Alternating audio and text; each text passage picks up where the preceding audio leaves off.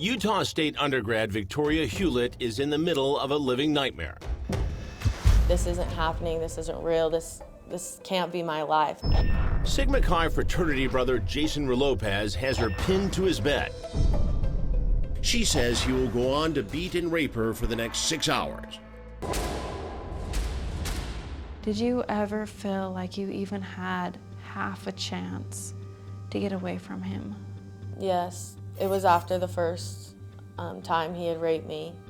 I heard my roommates outside the door. Help was close, but not close enough. I could tell he was getting very angry. I remember him punching the metal of the bed and just grinding it back and forth. He kept saying to me, like, they think I'm raping you, they think I'm raping you. And I've been accused of this. And he said, I hope you know it ruins lives, Victoria. You need to understand it will ruin lives. It ruins the life of the men who Committed the rape. Yeah. Within moments, her friends are gone. And I remember feeling so completely helpless that my only chance of getting away had passed. And at that moment, I felt like I gave up. Victoria says during the many hours of torture, Relopez's demeanor would change on a dime.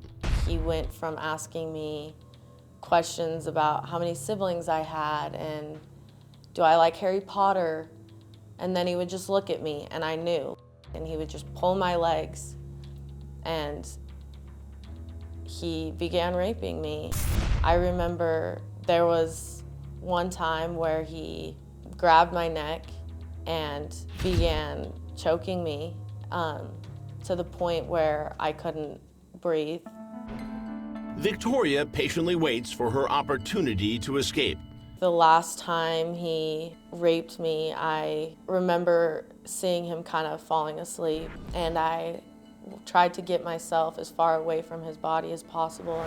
Then at first light, and with Relopez still asleep, Victoria gently and quietly tries getting off the bed. He opened his eyes and he said to me, "Where do you think you're going?" Terrified, Victoria says, to the bathroom. Surprisingly, Relopez lets her go.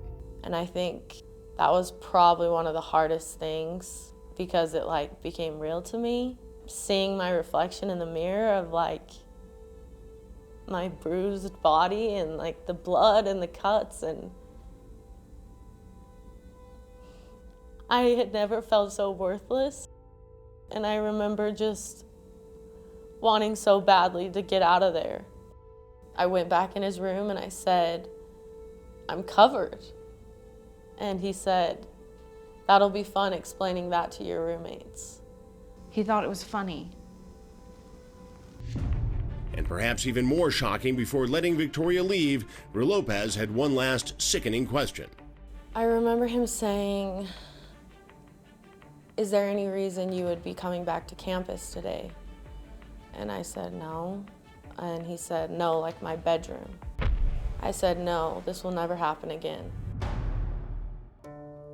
Victoria manages to walk out of that horror and into a new one, the devastating aftermath. I remember just trying to forget it. And I remember thinking, oh, this will go away, and I'm okay, I'll be fine. And I wasn't at all. I was so far from fine.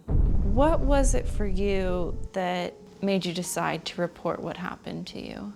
I thought to myself, if he is to do this to someone else, and I could have stopped him, and I didn't, I wouldn't be able to live with myself. But Victoria would soon learn some unbelievably devastating news. This was no isolated incident. 5 women prior to you had come forward with complaints. How did you find out about those women? I remember this Greek advisor asked me, "Do you mind telling me who did this?" And I said to him it was Jason Relopez. And I just remember him shaking his head and saying, "Not again." Turns out Utah State and the Sigma Chi fraternity allegedly knew about other allegations against Jason Relopez. but he remained a Utah State student and Sigma Chi brother.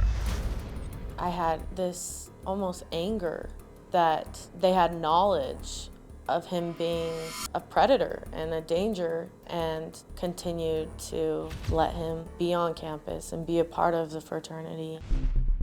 Victoria and Morgan Klinkowski, another victim who says Relopez raped her while they were studying at her apartment, courageously pressed charges. 7 months later, the case goes to court.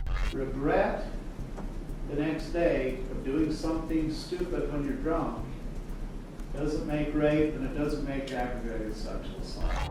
Jason Relopez ends up pleading guilty to some lesser charges, but as part of his deal, he has to admit to raping the 2 women. His sentence? Just 1 year in prison. He will be released this May. It haunts me every day. Victoria has now filed a civil suit against Utah State University and the Sigma Chi fraternity. What is this lawsuit about, and what are you trying to prove?